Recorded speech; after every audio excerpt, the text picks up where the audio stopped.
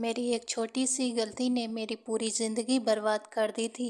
मैं दिखने में बहुत खूबसूरत थी, बस उसी खूबसूरती ने मुझे रौंद दिया था। आज मेरी शादी का दिन था, लेकिन मेरे चेहरे पर खुशी की एक झलक भी नजर नहीं आ रही थी। मैं अपनी शादी से बेहद नाखुश थी क्योंकि मेरी शादी एक अपाहिज और बदसूरत इंसान से करवाई जा रही थी। उसके पास दुनिया जहान की दौलत थी, ये सब मुझे मालूम था। पर एक औरत का सपना होता है कि उसका पति दिखने में बहुत सुंदर हो, लेकिन मेरे नसीब में जो आ रहा था वो मेरे लिए किसी सजा से कम न था। मैंने अपने माँ बाप का बहुत दिल दुखाया था और उसी वजह से वे मुझे इस दुनिया में अकेला छोड़कर चले गए थे। और आज लोग मेरे साथ कैसे पेश आ रहे थे, ये सोच सोच कर मेरी आंखें भर आई थीं। थोड़ी देर बाद ही शादी की रस्में शुरू होने वाली थीं और बारात भी आने का शोरगुल उठ गया था। मैं अपने चाचा के घर पर ही मौजूद थी। मेरी रुखसती भी वहीं से की जा रही थी क्योंकि मेरे अपने घर में कोई ना था। भला वहाँ से रुखसती कैसे ही होती। थोड़ी ही देर में मेरी जिंदगी के सारे हक उस इंसान के नाम कर दिए गए जिसको देखकर ही मेरी किस्मत पर रोना आ रहा था। कुछ रस्मों के बाद मुझे उस अफाइज के साथ रुखसत कर दिया गया। मेरे दिल बहुत उदास था। अगर मेरे साथ वो मजबूरी न होती तो मैं कभी भी ऐसे इंसान से शादी ना करती जिसकी शक्ल सूरत देखने लायक भी ना हो। मैं हसीन पसंद तो नहीं थी, पर मैं एक लड़की की तरह अपनी जिंदगी के बारे में सोच रही थी। मेरा स्वागत वहाँ के नौकरों ने बेहद शानदार अंदाज में किया था। वो घर नहीं बल्कि कोई महल था जिसे देखकर मेरी आंखें फटी की फटी रह गई थीं। मेरे ठीक सामने ही मेरा पति व्हीलचेयर पर मौजूद था, जबकि उसके घर का कोई भी सदस्य वहाँ मौजूद नहीं था। मुझे मालूम था कि वो शख्स अकेला है। उसके माँ बाप का बहुत पहले ही देहांत हो चुका था, लेकिन वो लोग खानदानी रईस थे, इसलिए उसके पास बहुत दौलत थी। मेरी तमाम रस्में वहाँ के नौकरों ने ही निभाई थीं। वो अपने नौकरों का बेहद ख्याल रखता था, ये बात उसके लहजे से ही मुझे मालूम हो गई थी। सभी रस्में पूरी होने के बाद दो नौकरानियों ने मुझे उसके कमरे में बिठा दिया था। उस कमरे को देखकर मैं हैरान रह गई थी। वो बहुत ही खूबसूरत कमरा था।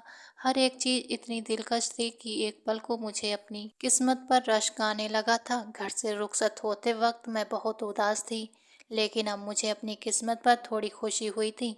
भले ही पति अफाहिज था, शक्ल सूरत में अच्छा ना था, मगर उसके पास दौलत बहुत थी।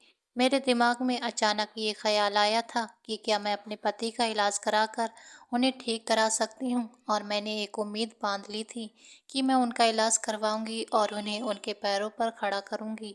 शक्ल सूरत तो एक ऐसी चीज़ है जो इंसान के बस में नहीं होती। इसी वजह से मैंने खुद को एक नए इम्तिहान के लिए तैयार कर लिया था। थोड़ी देर बाद वो अपनी ऑटोमेटिक व्हीलचेयर के साथ कमरे में दाखिल हुआ था। कमरे का दरवाज़ा भी ऑटोमेटिक था, उसके आते ही खुल गया था। मैं रिवायती दुल्हनों की तरह ही बिस्तर पर बैठी हुई थी। जैसे ही वो कमरे में आए तो मुझ पर शर्म सी छा गई थी। वो अपनी व्हीलचेयर के साथ बिस्तर के बिल्कुल करीब आ गए थे। मेरी धड़कनें बहुत बेकरार हो रही थीं। ये हकीकत थी कि वो अपने पैरों पर खड़े नहीं हो सकते थे, मगर वो एक भरपूर मर्द थे। उन्हें देखकर मुझे शर्म आना नॉर्मल था। उन्होंने गला खगार कर मेरा ध्यान अपनी तरफ किया था और मेरी तरफ देखते हुए बोले थे, प्रीति, मैं जानता हूँ तुम्हारे साथ नाइंसाफ़ी हुई है, लेकिन मुझे उम्मीद है कि तुम मेरे साथ खुशहाल ज़िंदगी गुजारोगी। मुझे तुम्हारी मजबूरी के बारे में मालूम है, लेकिन जब तुम मुझे अपना सकती हो तो मैं भी तुम्हें कबूल कर सकता हूँ। बस तुमसे उम्मीद करता हूँ कि तुम मेरे साथ वफादार रहोगी और मैं भी तुमसे वादा निभाने की कोशिश करूँगा। तुम्हारे बच्चे को अपना नाम दूंगा। ये सुनकर मेरी आंखों में बेकाबू होकर नमी उतर आई थी। मेरे इतनी हसीन रात को मेरा पति मेरे उस सच के बारे में बात कर रहा था जिसका जिक्र भी मेरी रूह को झकझोरने के लिए काफ़ी था। मेरी आंखों के सामने अचानक ही वही रात आ गई थी जब मैं अपने माँ बाप से लड़ झगड़ कर घर से निकल रही थी। वो मंजर मेरी आंखों के सामने किसी फिल्म की तरह चलने लगा था। मम्मा, अब बहुत हो चुका। मैं आपकी बातें सुन सुनकर थक चुकी हूँ। आप हर वक्त मेरी ज़िंदगी पर ताले लगाने की कोशिश क्यों करती हैं? लड़कियाँ भी अपनी मर्जी से जीती हैं, वो भी फैसले लेती हैं, अपने शौक़ पूरे करती हैं, लेकिन आपने तो जैसे मुझे पिंजरे में कैद कर रखा है। मुझे सांस लेने की आज़ादी तक नहीं मिलती। आखिर क्यों? मेरी भी तो एक ज़िंदगी है, मैं भी तो हक रखती हूँ अपनी राह चुनने का। आप क्यों बार बार मुझे रोकती हैं? क्यों मेरे सपनों का गला घोट रही हैं? मेरे सारे दोस्त क्लब जा रहे हैं और मैं भी जाऊंगी। इसमें कोई खतरे की बात नहीं है। ये मेरी जिंदगी है, मेरा फैसला है। तभी मेरे पापा अचानक बीच में बोल पड़े थे। उनकी आवाज़ में नाराज़गी भी थी और दर्द भी। प्रीति गुड़िया, तुम समझने की कोशिश क्यों नहीं करती? तुम्हारे दोस्त तुमसे बड़े हैं, समझदार हैं, लेकिन तुम सिर्फ 20 साल की हो। वहाँ जाकर ना तुम्हारा दिल लगेगा और ना तुम्हें वहाँ का माहौल अच्छा लगेगा। मैं बाहर की दुनिया देख चुका हूँ, मैं जानता हूँ क्लब जाने वाले बच्चों को समाज किस नज़र से देखता है। मेरी जान, तुम मेरी बात मान लो, इस रास्ते पर मत चलो। लेकिन मैंने अपने पापा की बातों को भी हवा में उड़ा दिया था और मम्मी की आंखों में छलकते आंसुओं को भी नज़रअंदाज कर दिया था। मैंने गुस्से और जिद में उन्हें दो टूक कह दिया था। अब बस और मत समझाइए, मैं अपनी मनमानी करूंगी और कोई मुझे रोक नहीं सकता। इतना कहकर मैं घर का दरवाज़ा जोर से बंद करती हुई बाहर निकल आई थी। बाहर मेरे दोस्त इंतजार कर रहे थे। उन्हें देखते ही मैं माँ बाप से हुई लड़ाई झगड़े को भूल चुकी थी और बनावटी हंसी चेहरे पर ले आई थी। हम सब सीधा क्लब की तरफ निकल गए थे। वहां पहुंचते ही सब दोस्त अलग अलग जोड़ों में बट गए थे और मैं अकेली रह गई थी। मुझे अचानक ही एहसास हुआ था कि ये सब मुझसे बड़े हैं, उनकी अपनी अपनी दुनिया है और मैं यहाँ सिर्फ एक फालतू मेहमान हूँ। जगह जगह लड़के लड़कियाँ एक दूसरे में घुले मिले बैठे थे, कुछ तो बेहूदगी की हद तक। ये सब देखकर मेरा दिल घबराने लगा था। पापा की बातें अचानक कानों में गूंज उठी थीं। वहाँ तुम्हें अच्छा नहीं लगेगा मेरी जान। और सचमुच मेरा दिल किया था कि अभी तुरंत घर भाग जाऊं। और इन्हीं सोचों में उलझी हुई थी कि तभी अचानक मेरे करीब एक लड़का आकर बैठ गया था। उसने मास्क पहन रखा था, लेकिन उसकी आंखें, वो आंखें किसी जादू से कम नहीं थीं। उनमें ऐसी चमक थी कि जो देखे उनमें खो जाए। उसने मेरी तरफ देखकर धीमी मगर असरदार आवाज़ में कहा था, क्या मुझे ये इजाज़त देगी कि मैं आपके साथ डांस फ्लोर तक ले जाऊं, छोटी गुड़िया? उसकी आवाज़ में एक अजीब सा खिंचाव था। मैं अचानक सक पकाकर उसकी तरफ देखने लगी थी, लेकिन पता नहीं क्यों मेरे होठों से मना करने की हिम्मत नहीं हुई थी। मैंने बस सिर हिलाकर हामी भर दी। वो बेहद शाही कपड़ों में था। उसे देखकर सचमुच किसी शहजादे का गुमान होता था। उसका चेहरा मास्क के पीछे छुपा हुआ था, लेकिन उसकी मौजूदगी ही मुझे विचलित करने लगी थी। मैं उसके साथ डांस फ्लोर पर चली गई थी। म्यूजिक शुरू था और सभी कपल्स नाचने लगे थे। उसका स्पर्श अजीब था। उसकी हथेलियां बेहिचक मेरी कमर पर सरक रही थीं। मेरा दिल तेज तेज से धड़कने लगा था। घबराहट से मेरा गला सूख गया था। मैंने कोशिश की कि उससे दूर हटने की, मगर अचानक उसने मुझे जोर से अपनी बाहों में खींच लिया था। मैं चीखना चाहती थी, मगर आवाज़ गले में ही दब गई थी। तभी अचानक मेरी गर्दन में किसी नुकीली चीज़ की चुभन महसूस हुई थी और मेरी आंखों के सामने अंधेरा छा गया था। मैं उसकी बाहों में बेहोश होकर झूल गई थी। अगली सुबह जब मेरी आंख खुली तो मैं एक अनजान कमरे में थी। मेरे वजूद पर एक भी कपड़ा नहीं था। मैंने चीख मारने की कोशिश की थी, लेकिन गला सूख चुका था। दिल की धड़कनें इतनी तेज थीं कि मुझे लग रहा था वो कमरे की दीवारों से टकरा कर गूंज रही हैं। उस पल मुझे माँ बाप की हर एक बात याद आने लगी थी और मैं टूटकर अंदर ही अंदर चीख उठी थी। काश मैंने उनकी बात मान ली होती। ये मेरे साथ क्या हो गया है? मैं फौरन ही हड़बड़ा कर उठ बैठी थी और पिछली रात का मंजर मेरी आंखों के सामने किसी फिल्म की तरह घूमने लगा था। पर असलियत का कोई धागा मेरे हाथ में नहीं था। मेरा पूरा वजूद ऐसा बेहोश और सकपकाया हुआ लग रहा था, मानो किसी ने मेरे ऊपर ट्रक चला दिया हो। हर हड्डी, हर मांसपेशी में आग सी जल रही थी। थोड़ी देर बाद जैसे तैसे होश में लौटकर मैंने जमीन पर पड़े कपड़े अपने ऊपर ओढ़ लिए थे और बाहर निकल आई थी। पर बाहर निकलते ही मेरी रूह कांप उठी थी। मेरा दिमाग खाली था, पर दिल चीख रहा था, किसने मेरी जिंदगी इस तरह से बदल डाली थी। आंसुओं के साथ मैं घर आई। रास्ते भर बस माँ बाप की बातें कानों में गूंज रही थीं। प्यार से कह रही हूँ, संभल कर चलो बेटी, तुम्हारी उम्र अभी कम है। काश मैं उनकी बात मान लेती, मगर कहते हैं ना, जो होना होता है वो होकर रहता है। और अब जो हुआ था वो मेरी वजूद से कसकर चिपक कर रह गया था। दरवाज़ा खोलते ही मेरे पैरों तले से ज़मीन खिसक गई थी। हमारे घर के बाहर भीड़ जमा थी। चेहरों पर उदासी झलक रही थी। चाचा ने आते ही मेरा चेहरा देखा और एक ज़ोरदार थप्पड़ मारा था कि मैं ज़मीन पर जा गिरी थी। वो चिल्लाए, अब यहाँ क्या करने आई हो? हमारे भाई भाभी के साथ जो कुछ हुआ है वो तुम्हारी वजह से ही हुआ है।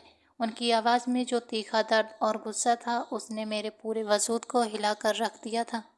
मैं समझ ही नहीं पाई थी कि वे क्या बात कर रहे हैं। दिमाग धुंधला हो गया था और आंखें नम। फिर चाचा की आंखों से भी आंसू झड़ने लगे थे और वही पल मेरे दिल पर भारी पत्थर की तरह गिर गया था। मैं जान गई थी कि कुछ बड़ा और भयानक घटा है। मैं भागकर घर के अंदर पहुंची। वहीं दो ढकी हुई लाशें रखी थीं। मेरे पैरों तले से जमीन खिसक गई थी। मेरी सांसें थम सी गई थीं। मैं गूंगी सी हो चली थी।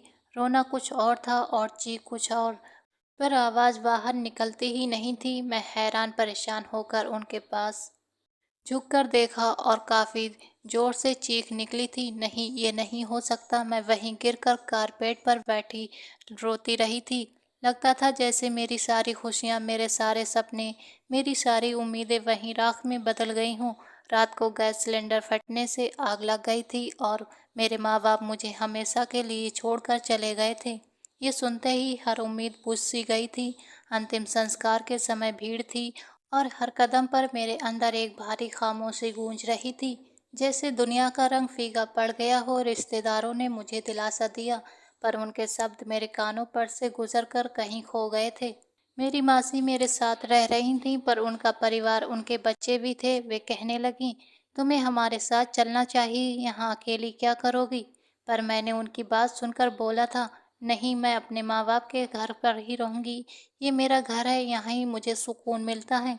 उन्होंने मुझे बहुत समझाया, पर मैंने ठान लिया था मैं उनके साथ अपने माँ बाप के घर को छोड़कर नहीं जाऊंगी। अब हर सांस, हर धड़कन एक सवाल बनकर रह गई थी, मैं अब किस तरह से आगे जीऊँगी? मैं पूरे घर में बिल्कुल अकेली रह गई थी। रात को ऐसा महसूस होता था जैसे कोई मुझे देख रहा हो, कोई मेरे कमरे में बैठा हो, लेकिन जब मैं उस इंसान को ढूंढती तो वो मुझे नज़र नहीं आता। मेरी रातें बहुत मुश्किल से गुजरने लगी थीं। कुछ दिनों से मुझे अपनी सेहत थोड़ी ख़राब लगने लगी थी। ये मेरे साथ क्या हो रहा था मैं खुद नहीं जानती थी। ये बदलाव मुझे अच्छे संकेत नहीं दे रहे थे। मेरा दिल डर के मारे धड़कने लगा था। घर में भी कोई नहीं था जो मेरी देखभाल करता। एक दिन अचानक मेरे चाचू मुझसे मिलने आए थे। वे वैसे तो आते रहते थे, लेकिन आज दिन में उनका आना बहुत मुझे परेशान कर गया था। सेहत खराब होने की वजह से मैं किसी के सामने नहीं आना चाहती थी। वे अभी मुझसे मेरा हालचाल पूछ ही रहे थे कि मुझे अचानक उल्टी आ गई थी और मैं बाथरूम की ओर भाग गई थी। चाचू बेचैन हो गए थे, वे भी मेरे पीछे पीछे आए थे। मैं उल्टी करके जैसे ही बाहर आई, मेरी आंखों के सामने अंधेरा छा गया और उसी पल मैं उनकी बाहों में झूल गई थी। जब मेरी आंख खुली तो मैं अस्पताल के बिस्तर पर थी और मेरे सिरहाने मेरी चाची परेशान हाल में खड़ी थी। वो मुझसे बहुत प्यार करती थीं। माँ और बाबा की ज़िंदगी में भी वो मुझे अपने सीने से लगा कर रखती थीं। उनकी अपनी कोई औलाद नहीं थी, मैं भी उन्हें अपनी माँ ही मानती थी। मेरी उठने पर भी उन्होंने अब मुझे आराम से बैठने की सलाह दी थी। मैं हैरान रह गई थी। उन्हें देखते हुए मैंने बोला था, चाची सब ठीक है ना? मुझे क्या हुआ है? आप लोग मुझे यहाँ क्यों लाए हैं? चाची ने मुझे आंसू भरी नज़रों से देखते हुए कहा था, जो लड़कियां अपने माँ बाप की बात नहीं मानती, उनकी बात को अहमियत नहीं देती, प्रीति, उनके साथ ऐसा ही होता है। धीरे धीरे मुझे सब समझ में आने लगा था। मैं कोई छोटी बच्ची नहीं थी और अपनी हालत के कारण मुझे पता चल गया था कि मैंने क्या कर दिया है। डॉक्टर ने बताया कि मैं गर्भवती हूँ और अगर हमने ये गर्भ गिराया तो मेरी जान भी जा सकती थी। ये सच जानकर मैं हजार मौत मर गई थी। मैं पहले ही अपने माँ बाप के जाने से बहुत उदास थी और ऊपर से ये गलत भी था कि वे मुझसे नाराज़ होकर इस दुनिया से चले गए थे। और अब ये खबर मुझे बिल्कुल मरने जैसी लग रही थी। मैं और चाची अभी एक दूसरे से बात कर ही रहे थे कि अचानक अस्पताल के कमरे का दरवाज़ा खुला और मेरे चाचू गुस्से से भरे मेरे पास आए और मेरे चेहरे पर थप्पड़ों की बरसात कर दी थी। चाची ने उन्हें बहुत मुश्किल से रोका था। वे गुस्से से फुफारते हुए बोले थे, वजात लड़की, तेरी वजह से मेरा भाई इस दुनिया से चला गया और तूने हमारे साथ क्या किया है? तुझे जीने का कोई हक नहीं है। चाचू की आवाज़ इतनी भारी और सख्त थी कि मेरे पूरे वजूद में जैसे करंट दौड़ गया था। हमेशा वो मुझे प्यार से, सम्मान से बात करते थे, पर आज उनका लहजा बिल्कुल बदल चुका था। मैं टूट कर रोना चाहती थी, पर मेरे गले से आवाज़ भी ठीक से नहीं निकल रही थी। मेरे मन में बस यही गूंज रहा था कि ये मेरे साथ क्या हो गया है। मैं तो सिर्फ थोड़ी मौज मस्ती करने के लिए गई थी, लेकिन जो सज़ा मुझे मिली थी उसने मुझे जिंदा रहते हुए हजार बार मार डाला था। कुछ दिन बाद हम घर लौट आए थे। चाची मुझे अपने ही घर ले आई थी। गुस्से में उन्होंने मुझ पर जितना भी चिल्लाया था, चाहे मार पीट भी की हो, लेकिन आखिरकार मैं उनका खून थी। वे मुझे अकेला छोड़ना नहीं चाहते थे।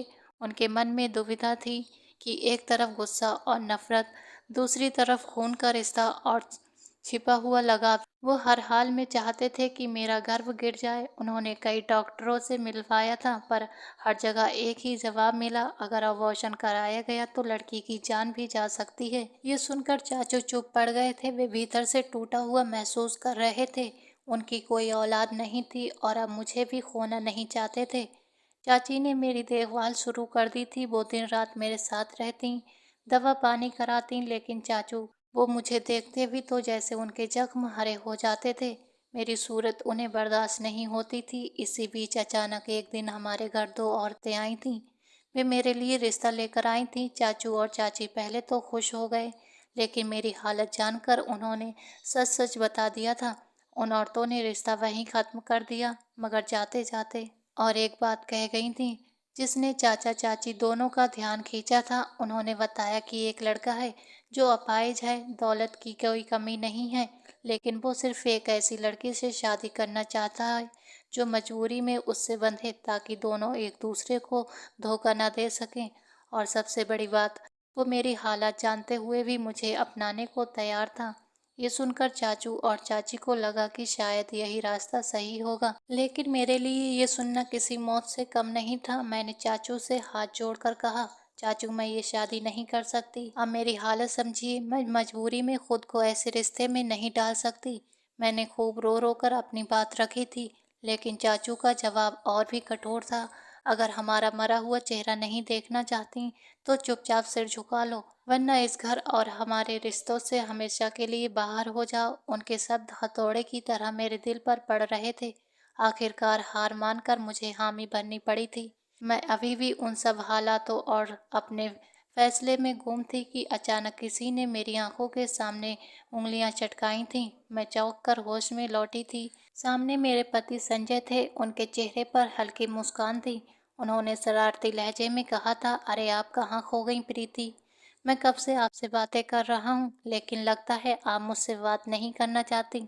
संजय की आवाज़ में एक हल्का सा शिकवा था। मैंने चौंक कर उनकी तरफ देखने लगी थी, फिर झेपते हुए बोली थी, नहीं ऐसी कोई बात नहीं है, मैं बस कुछ सोच रही थी। आप पर तो मुझे हमेशा फ़ख्र रहेगा। आपने मुझे अपनाया है, वरना कोई भी मर्द ऐसी औरत को स्वीकार नहीं करता जो पहले ही अपनी इज्जत खो चुकी हो। और सबसे बड़ी बात, आप मेरे बच्चे को अपना नाम देना चाहते हैं। इसके लिए मैं आपकी हमेशा शुक्रगुजार रहूंगी।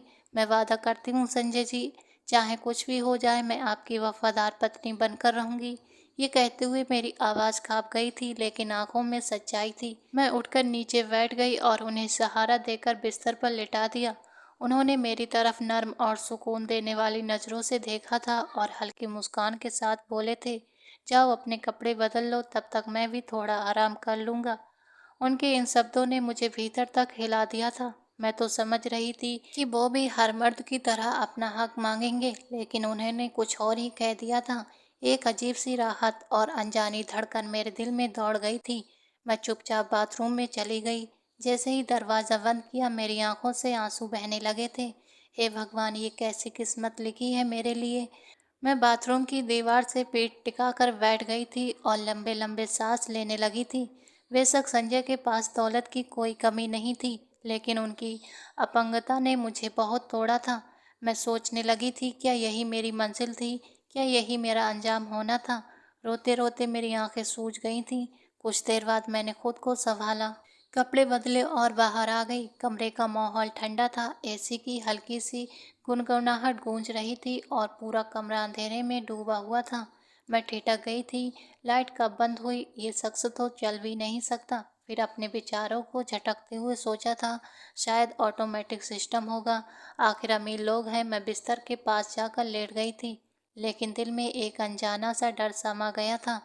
रात का अंतिम पहर था। अचानक मुझे अपने पेट पर किसी का नर्म स्पर्श महसूस हुआ था। मेरी सांसें अटक गई थीं, धड़कनें तेज हो गई थीं। ये वही एहसास था जो मुझे उस शख्स की याद दिला रहा था, जिसके साथ मैंने डांस किया था, जिसकी वजह से आज मैं इस हाल में थी। मैंने झटके से आंखें खोली। कमरे में सन्नाटा था। बराबर में संजय करवट बदलकर गहरी नींद में थे। मैंने हड़बड़ाकर उठकर बैठ गई। मेरी सांसें इतनी तेज थीं मानो अभी टूट कर बाहर निकल जाएंगी। मैंने रोते हुए दोनों हाथ जोड़कर दुआ की थी, हे भगवान, जिसने मेरी जिंदगी बर्बाद की है तो उसे भी चैन से और सुकून न देना। जैसे उसने मुझे दर्द दिया है वैसे ही उसकी बहन बेटी को भी वही दर्द मिले। मेरे दिल से ऐसी आह निकली कि मेरी रूह कांप गई थी। कहते हैं ना, अनाथ की दुआ या बद्दुआ सीधे आसमान तक जाती है, तो भला मेरी आवाज़ क्यों न पहुँचे। रोते रोते न जाने कब मैं सो गई थी। सुबह जब मेरी आंख खुली तो किसी की गर्म सांसें मेरे चेहरे पर महसूस हो रही थीं। मैंने धीरे धीरे पलकें खोली और देखा कि संजय मेरे बहुत करीब आकर सोए हुए थे। एक अजीब सा सुकून और डर एक साथ मेरे दिल में उतर गया था। दिखने में वो वाकई बहुत बदसूरत था। उसके चेहरे पर नाक नक्श वैसे नहीं थे जो किसी को पहली नज़र में भा जाएं, लेकिन उसका रवैया, उसकी नरमी, उसका अपनापन उसकी सारी बदसूरती पर भारी पड़ रहा था। कल रात जिस तरह वो मुझसे बात कर रहा था, जिस तरह उसने मेरी इज्जत रखी थी, मेरा दिल अनजाने ही उसकी तरफ खींचने लगा था। उसी वक्त मुझे अचानक अपनी माँ की कही एक बात याद आई थी, बेटी, खूबसूरती 4 दिन की मेहमान होती है। असली खूबसूरती इंसान के चरित्र और उसकी नीयत में होती है। अगर इंसान का चरित्र अच्छा ना हो तो उसकी सूरत भी बेकार हो जाती है। ये शब्द मेरे कानों में गूंजे और मेरी आंखें नम हो गई थीं। मैं न जाने किस ताकत के चलते अचानक उनके पास खिसक आई थी और धीरे से उनके गाल पर हाथ रख दिया था। वो नींद में था और मैं उसके चेहरे को ध्यान से देखने लगी थी। उसकी आंखें बंद थीं मगर उसका चेहरा मुझे बहुत सुकून दे रहा था।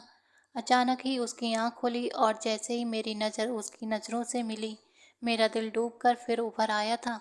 उन आंखों में कुछ तो था, एक अजीब सी पहचान, जिसे मैंने इन्हें कहीं देखा हो। जैसे ये आंखें मेरी रूह को झकझोर रही हों। मैंने घबरा गई थी और फौरन ही उठकर बैठ गई थी। अपनी चोरी पकड़े जाने पर मेरे चेहरे पर शर्म साफ झलक रही थी। वो शख्स हल्की मुस्कान के साथ बोला, प्रीति जी, इसमें झिझकने की क्या ज़रूरत है, आपका हक है मुझ पर। अगर आप चाहें तो घंटों मुझे देखकर बातें कर सकती हैं, मुझे कोई ऐतराज़ नहीं होगा। ये कहते हुए वो धीरे धीरे मेरे ओर खिसका था और उसके हाथ ने मेरे पेट को हल्के से छुआ था। उसने गहरी नज़रों से मुझे देखा और फिर बोला, तो बताइए, हमारा बच्चा कैसा है। उसकी इस बात पर मेरा पूरा शरीर सिहर उठा था। मैंने हैरान नज़रों से उसकी तरफ देखा था। उसके लहजे में एक ऐसी गर्माहट और अपनापन था कि मेरा दिल बहुत तेज़ी से धड़कने लगा था। मुझे लगा जैसे सचमुच ये बच्चा उसी का हो। मेरा दिल चकराने लगा। मैं घबराकर तुरंत बिस्तर से उठी और भागकर बाथरूम में बंद हो गई थी। मेरे सीने में दिल इतनी तेज़ी से धड़क रहा था कि मुझे लगा कि अभी बाहर निकल जाएगा। मैंने आईने में खुद को देखा और मन ही मन बोली थी, नहीं, ये कैसे हो सकता है। संजय जी मेरे बच्चे के पिता कैसे हो सकते हैं। वो तो अपने पैरों पर चल भी नहीं सकते। ये सब मेरा वहम है। हाँ, यही सही है, मगर दिल मानने को तैयार ही नहीं था। मेरे अंदर पर रही जान और ये शख्स सब कुछ जैसे आपस में जुड़ा हुआ था। मैंने फौरन शावर चालू कर दिया और ठंडे पानी से नहाकर अपने दिमाग को शांत करने की कोशिश करने लगी थी। लेकिन कुछ देर बाद जब बाहर आई तो वो अपने व्हीलचेयर पर नहीं था। मुझे नौकर ने बताया कि वो दूसरे कमरे के बाथरूम में ताज़ा होने चले गए हैं। मैं एक पल के लिए हैरान रह गई थी, ये कैसे मुमकिन है। वो वहाँ तक कैसे गए। फिर मैंने खुद को समझाया, शायद कोई नौकर उन्हें ले गया होगा। आखिर अमीर लोगों के पास हर काम के लिए कोई ना कोई होता ही है। मैंने गीले बाल सुखाने के लिए शीशे के सामने खड़े होकर तौलिए से बाल पोंछना शुरू कर दिए थे, तभी अचानक दरवाजे पर दस्तक हुई थी। मेरा दिल जोर से धड़क उठा। मैंने जल्दी से सिर पर दुपट्टा डाला और दरवाज़ा खोला था। नौकर नजरें झुकाए अंदर आया और बोला, मेम साहब, संजय साहब ने आपको नाश्ते के लिए बुलाया है। मेज पूरी तरह से सज चुकी है। सब कुछ किसी होटल के शाही नाश्ते जैसा लग रहा था। नौकर ने धीरे से कहा, मेम साहब, आप बाहर आ जाएं ताकि साहब भी नाश्ता शुरू कर सकें। फिर उन्हें वक्त पर दवाई भी लेनी है। मैंने बिना कुछ कहे सिर हिलाया और उसके साथ साथ नीचे की ओर बढ़ी थी। जैसे ही मैंने ड्राइंग रूम हॉल में कदम रखा, मेरी आंखें ठहर गई थीं। मैं हैरान थी कि संजय जी इतनी जल्दी मेज पर कैसे पहुंच गए थे।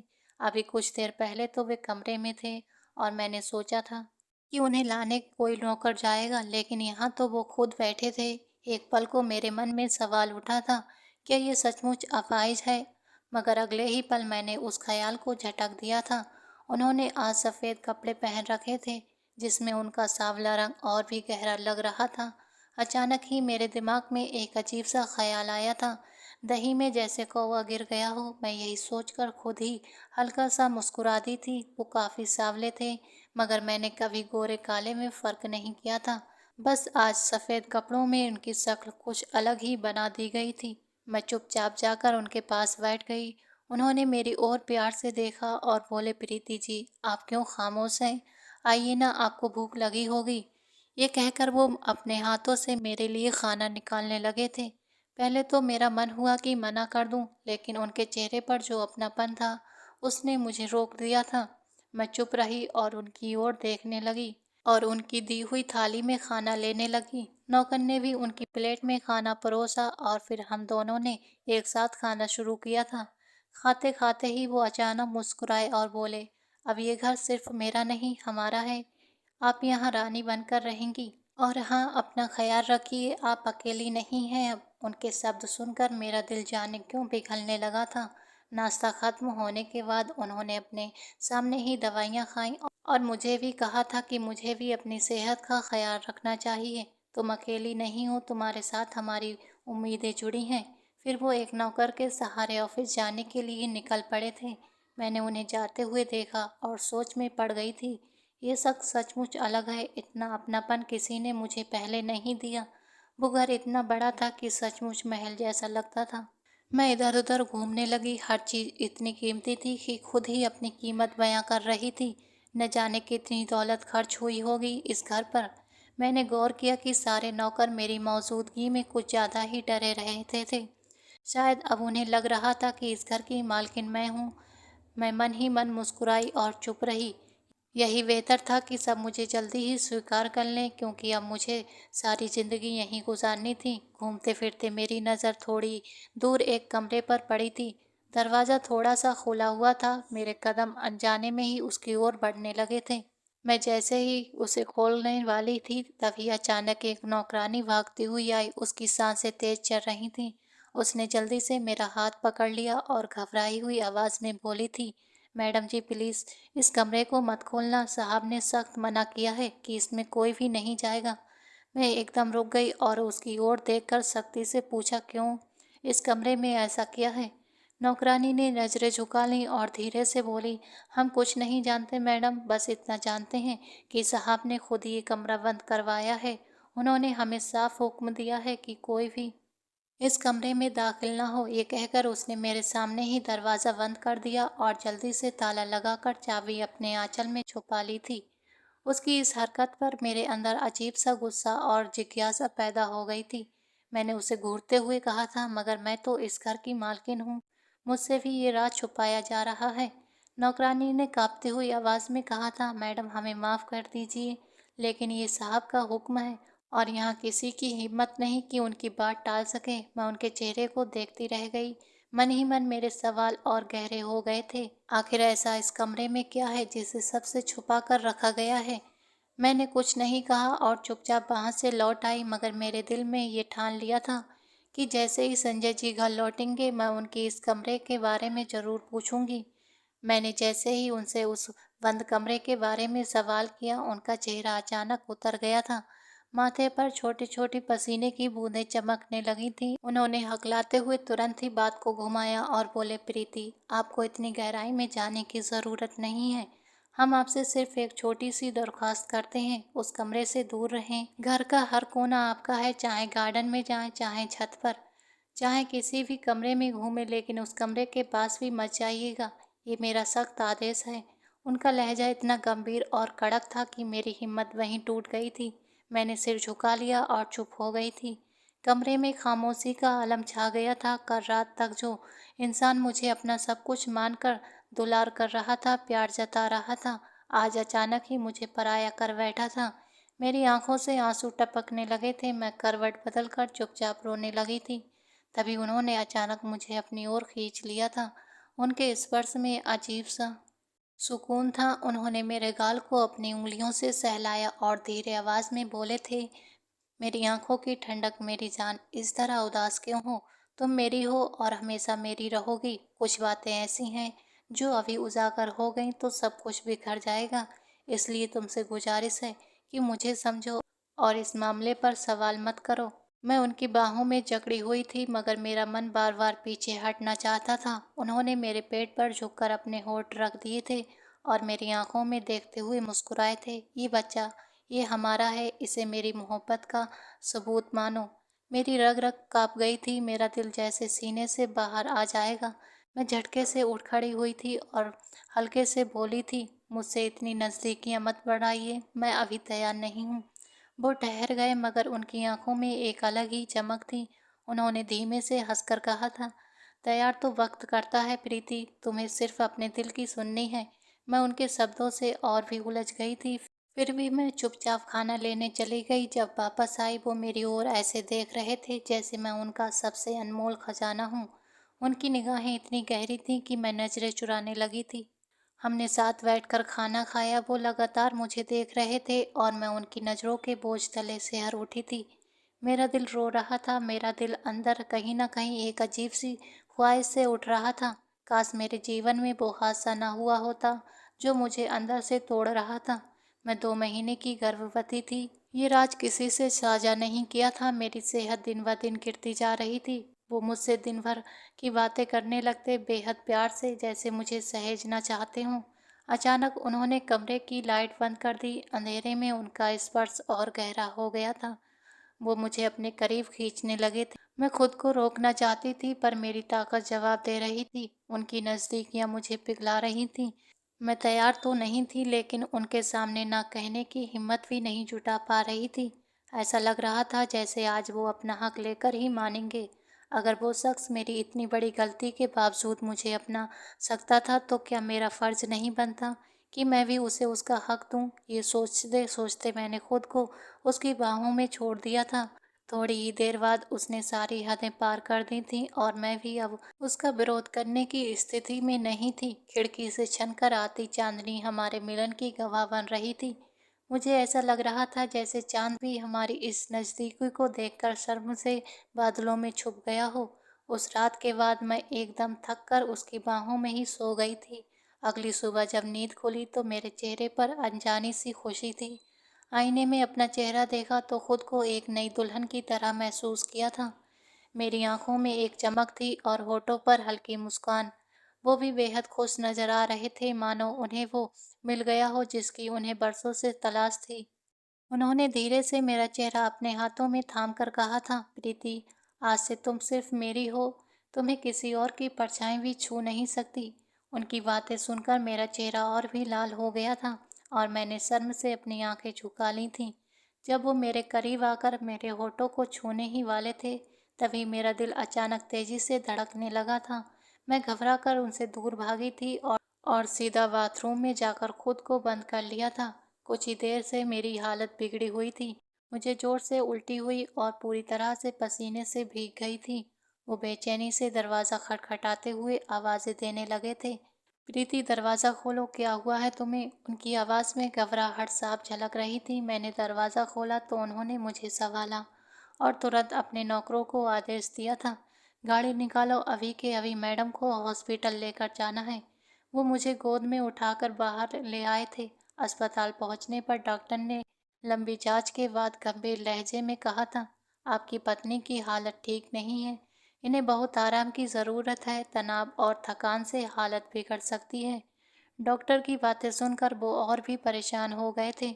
उन्होंने तुरंत डॉक्टर से कहा था, डॉक्टर साहब, बस आप मेरी प्रीति को ठीक कर दीजिए, दवाइयाँ, परहेज, जो भी ज़रूरी हो मैं हर कीमत पर करूँगा। उनकी आंखों में डर और मोहब्बत दोनों साफ झलक रहे थे।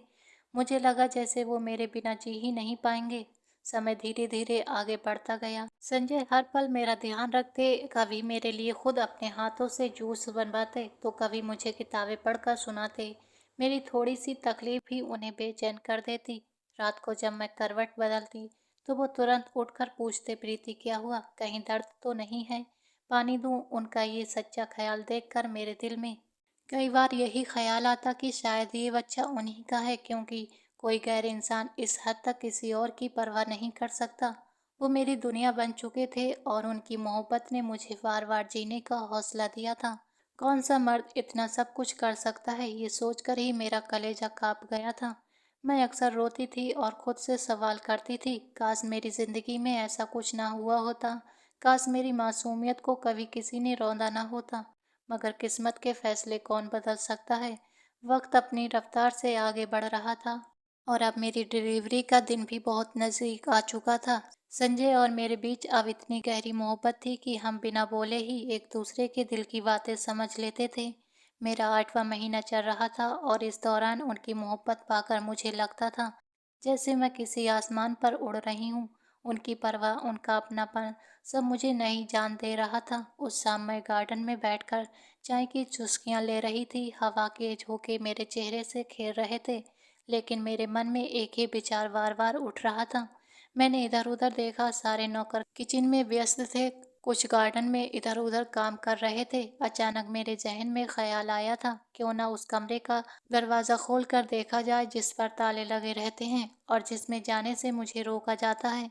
मेरे दिल की धड़कनें तेज होने लगी थी। मुझे याद आया था कि कल ही संजय उस कमरे में गए थे और शायद जल्दबाजी में ताला लगाना भूल गए थे।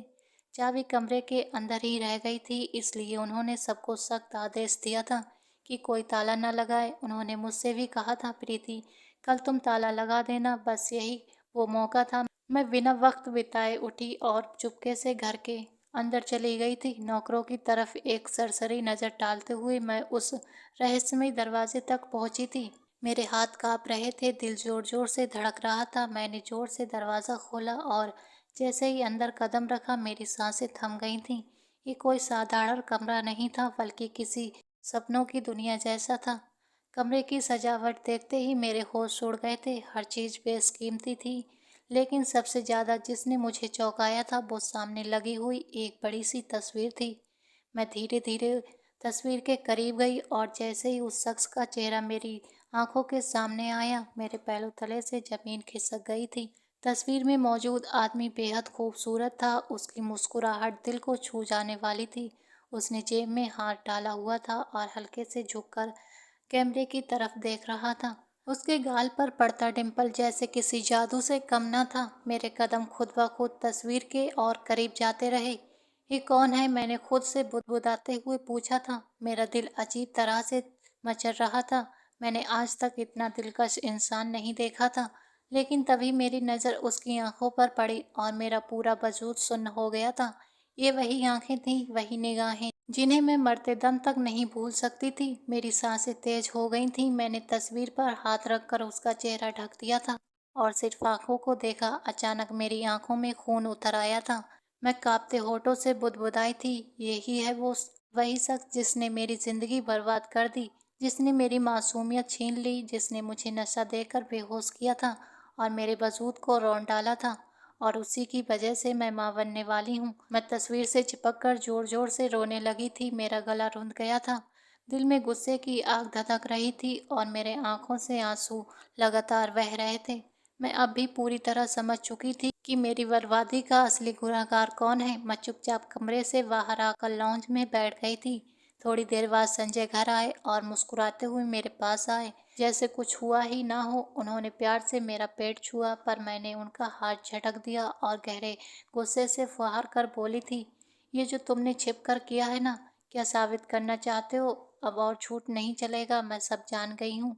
उनकी आंखों में हैरानी उतर आई थी, पर मैंने बिना रुके उस बंद कमरे की ओर इशारा करते हुए कहा था, मैंने वहां जाकर आपकी असलियत देख ली है। तुम वही हो जिसने मेरी जिंदगी बर्बाद की। मेरा लहजा कांप रहा था, क्योंकि मेरे सामने वो आदमी मौजूद था जो मेरा पति बन गया था।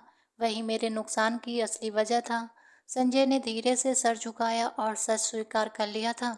हाँ, वो मैं ही था, मैंने ही तुम्हें बेहोश किया, तुम्हारी इज्जत को खराब किया। पर मुझे नहीं पता था कि तुम गर्भवती हो जाओगी। नहीं पता था कि तुम्हारे माँ बाप भी उसी दिन तुम्हें छोड़कर इस दुनिया से चले जाएंगे। पर मुझे पता चला कि तुम गर्भवती हो तो मेरा दिल टूट गया था। मैंने सोचा कि तुम्हारा बच्चा अनाथ ना रहे। उसी डर और प्यार में मैंने सब कुछ सोचा और एक योजना बनाकर सब नाटक किया था ताकि मैं उस बच्चे को अपना नाम दे सकूं। मुझे माफ़ कर दो प्रीति, मैं तुम्हारा अपराधी हूँ, पर मैं वादा करता हूँ कि तुम्हें दुनिया की हर खुशी दूंगा। उसकी आवाज़ में अफसोस और मजबूरी दोनों झलक रहे थे। मेरे दिल पर जैसे आग लगी हुई थी। मैंने कमरे में जाकर खुद को बंद कर लिया था और कई दिनों तक उससे दूरी बनाए रखी थी। मैंने उससे बात नहीं की, पर उसकी कोशिशें, उसकी मिन्नतें और उसका अपनापन धीरे धीरे मेरे सख्त रूखे लहजे को नर्म करने लगा था। अंत में मैंने उसे माफ़ कर दिया था, क्योंकि दिल की गहराई में भी एक आवाज़ थी जो बच्चे और वो अपने घर की सुरक्षा चाहती थी। हमारे घर में एक छोटे से राजकुमार का आगमन हुआ था और वो नन्हा सा जीवन हम दोनों के बीच मोहब्बत की नई किरण बनकर आया था। संजय जिस तरह का आदमी निकला, ना तो वास्तव में अपाहिज था और ना ही बदसूरत था। उसके भीतर की सुंदरता, उसकी सहनशीलता, उसके संवेदना, सब कुछ उसकी शक्ल से भी कहीं ज्यादा चमक रहा था। उसके डिम्पल ने सचमुच मेरा दिल चुरा लिया था। अब मेरी जिंदगी बहारों जैसी थी, पर दिल के अंदर एक छुपा हुआ दर्द हमेशा रहा था। यही कि मैंने अपने माँ बाप को कोई खुशी देकर इस दुनिया से विदा न कर पाई थी। दोस्तों, आपको ये कहानी कैसी लगी? अपनी राय कमेंट बॉक्स में ज़रूर देना। कहानी पसंद आई हो तो लाइक करना। रोज़ एक नई कहानी सुनने के लिए हमारे चैनल को सब्सक्राइब करना।